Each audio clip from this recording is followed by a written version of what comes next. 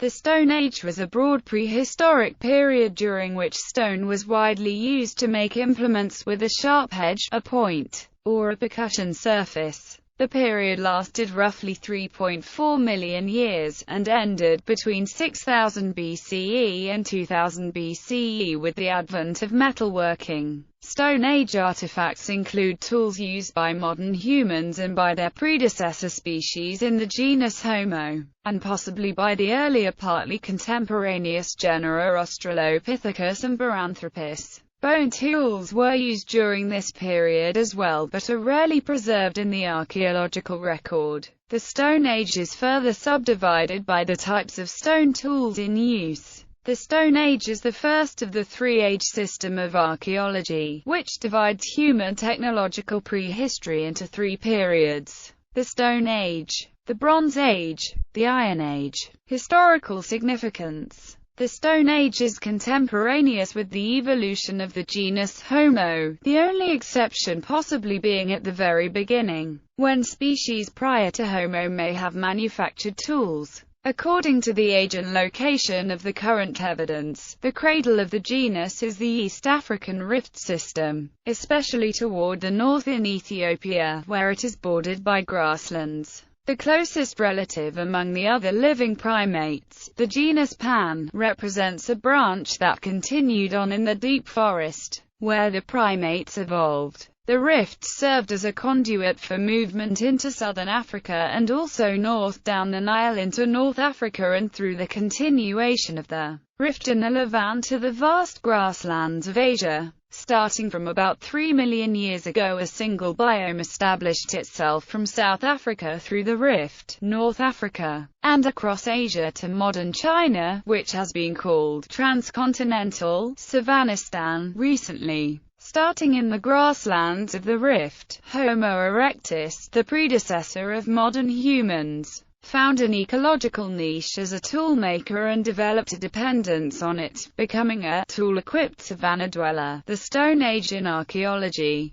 Beginning of the Stone Age. During 2010, fossilized animal bones bearing marks from stone tools were found in the Lower Wash Valley in Ethiopia, discovered by an international team led by Shannon McFarone. At 3.4 million years old, they are the oldest indirect evidence of stone tool use ever found anywhere in the world. Archaeological discoveries in Kenya in 2015, identifying possibly the oldest known evidence of hominin use of tools to date, have indicated that Kenyanthropus platyops may have been the earliest tool users known. The oldest known stone tools have been excavated from the site of Lesyk Y3 in West Turkana, northwestern Kenya, and date to 3.3 million years old. Prior to the discovery of these Lesyk tools, the oldest known stone tools had been found several sites at Ghana, Ethiopia, on the sediments of the Paleo-Awash River, which serve to date them. All the tools come from the Busidama Formation, which lies above a disconformity, or missing layer, which would have been from 2.9 to 2.7 Maya. The oldest sites containing tools are dated to 2.6–2.55 Maya. One of the most striking circumstances about these sites is that they are from the late Pliocene,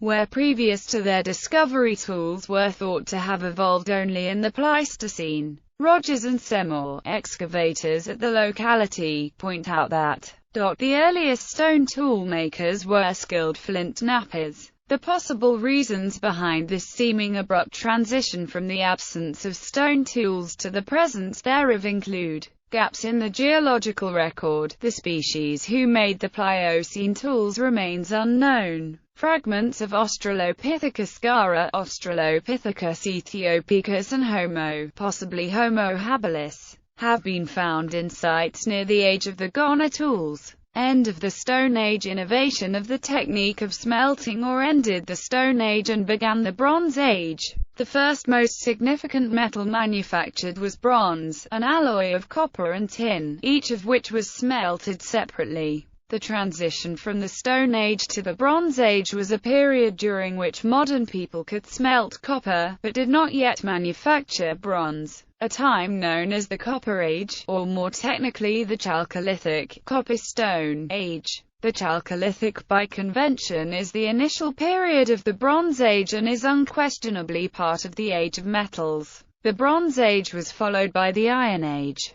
During this entire time, stone remained in use in parallel with the metals for some objects, including those also used in the Neolithic, such as stone pottery. The transition out of the Stone Age occurred between 6000 BCE and 2500 BCE for much of humanity living in North Africa and Eurasia. The first evidence of human metallurgy dates to between the 5th and 6th millennium BCE in the archaeological sites of Majdan Peak, Yarmovac, and Ploknik in modern-day Serbia, though not conventionally considered part of the Chalcolithic or Copper Age. This provides the earliest known example of copper metallurgy. Note the Rudna Glava mine in Serbia.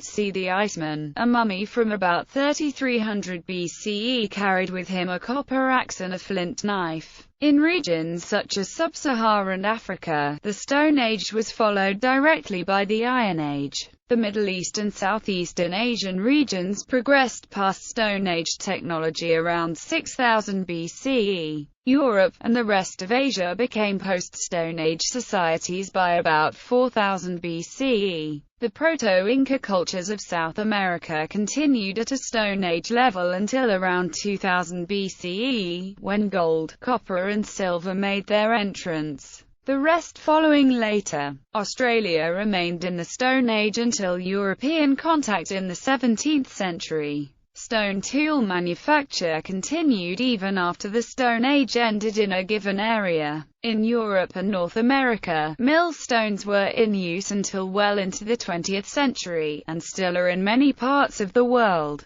The concept of Stone Age, the terms Stone Age, Bronze Age, and Iron Age were never meant to suggest that advancement in time periods in prehistory are only measured by the type of tool material, rather than, for example, social organization, food sources exploited, adaptation to climate, adoption of agriculture, cooking, settlement and religion. Like pottery, the typology of the stone tools combined with the relative sequence of the types in various regions provide a chronological framework for the evolution of man and society. They serve as diagnostics of date, rather than characterizing the people or the society. Lesyk analysis is a major and specialized form of archaeological investigation. It involves the measurement of the stone tools to determine their typology, function and the technology involved. It includes scientific study of the lithic reduction of the raw materials, examining how the artifacts were made. Much of this study takes place in the laboratory in the presence of various specialists. In experimental archaeology, researchers attempt to create replica tools, to understand how they were made.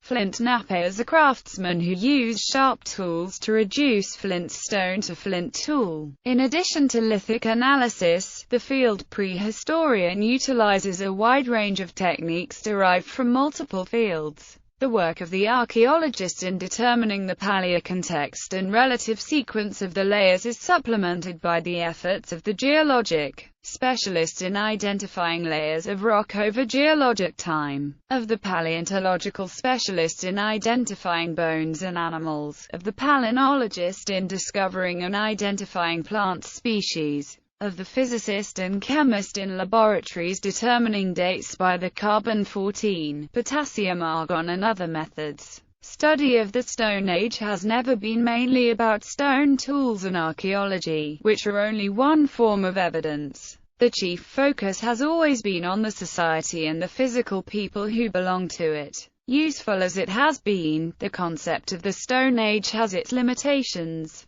The date range of this period is ambiguous, disputed, and variable according to the region in question. While it is possible to speak of a general Stone Age period for the whole of humanity, some groups never developed metal smelting technology, so remained in a Stone Age until they encountered technologically developed cultures. The term was innovated to describe the archaeological cultures of Europe. It may not always be the best in relation to regions such as some parts of the Indies and Oceania, where farmers or hunter-gatherers used stone for tools until European colonization began. The archaeologists of the late 19th and early 20th centuries CE, who adapted the three-age system to their ideas, hoped to combine cultural anthropology and archaeology in such a way that a specific contemporaneous tribe can be used to illustrate the way of life and beliefs of the people exercising a specific Stone Age technology. As a description of people living today, the term Stone Age is controversial. The Association of Social Anthropologists discourages this use, asserting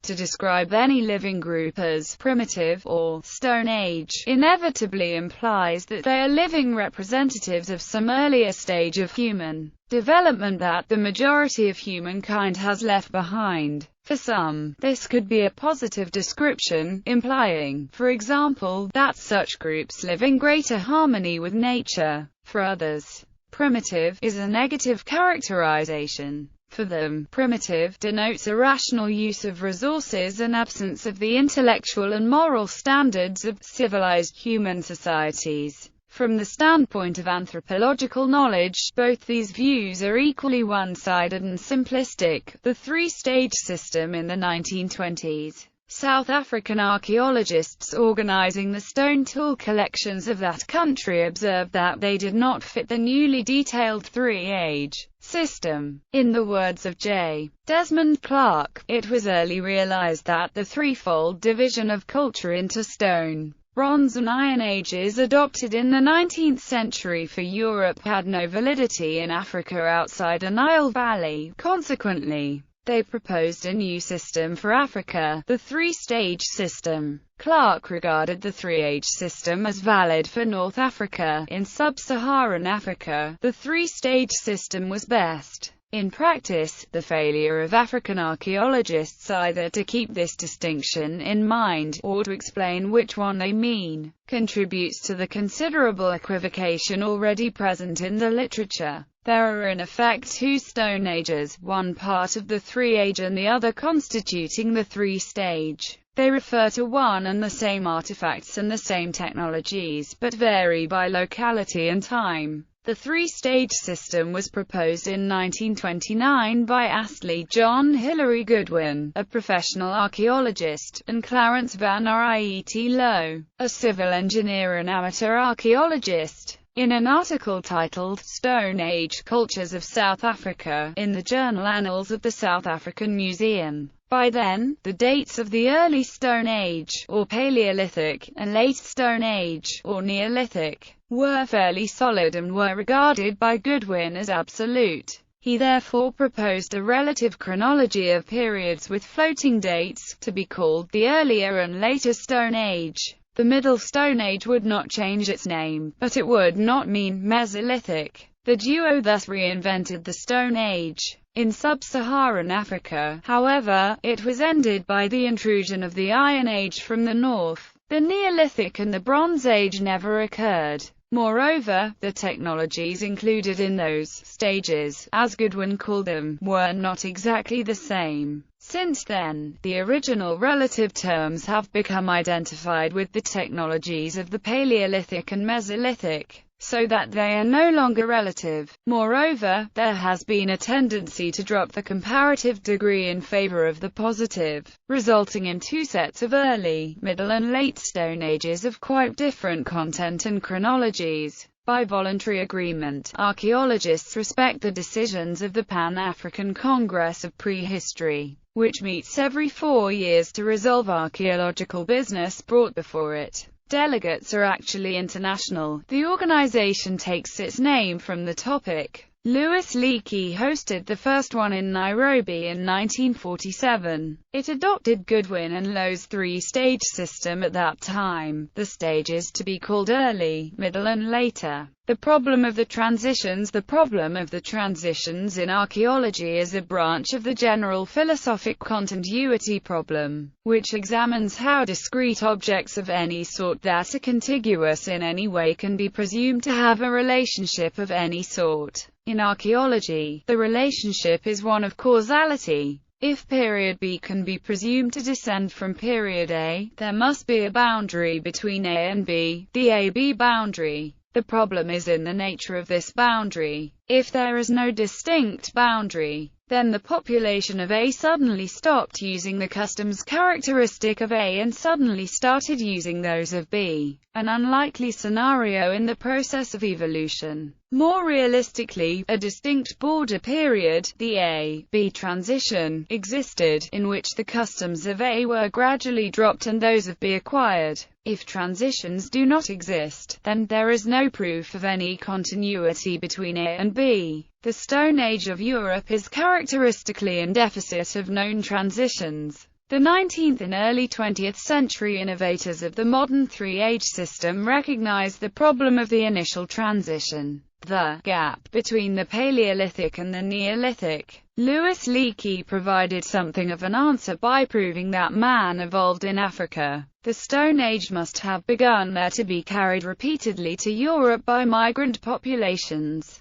The different phases of the Stone Age thus could appear there without transitions. The burden on African archaeologists became all the greater, because now they must find the missing transitions in Africa. The problem is difficult and ongoing. After its adoption by the First Pan-African Congress in 1947, the three-stage chronology was amended by the Third Congress in 1955 to include a first intermediate period between early and middle, to encompass the Foray-Smith and Sangoan technologies, and the second intermediate period between middle and later, to encompass the Magosian technology and others. The chronologic basis for definition was entirely relative. With the arrival of scientific means of finding an absolute chronology, the two intermediates turned out to be will-o'-the-wisps. They were in fact Middle and Lower Paleolithic. Foray-Smith is now considered to be a facies of Acheulean, while Sangoan is a facies of Lupomban. Magosian is an artificial mix of two different periods, once seriously questioned. The intermediates did not wait for the next Pan-African Congress 2 years hence, but were officially rejected in 1965 by Berg-Wartenstein Conference No. 29, Systematic Investigation of the African Later Tertiary and Quaternary, a conference in anthropology held by the Wenner-Gren Foundation, at Berg-Wartenstein Castle, which it then owned in Austria, attended by the same scholars that attended the Pan-African Congress, including Louise Leakey and Mary Leakey, who was delivering a pilot presentation of her typological analysis of early Stone Age tools,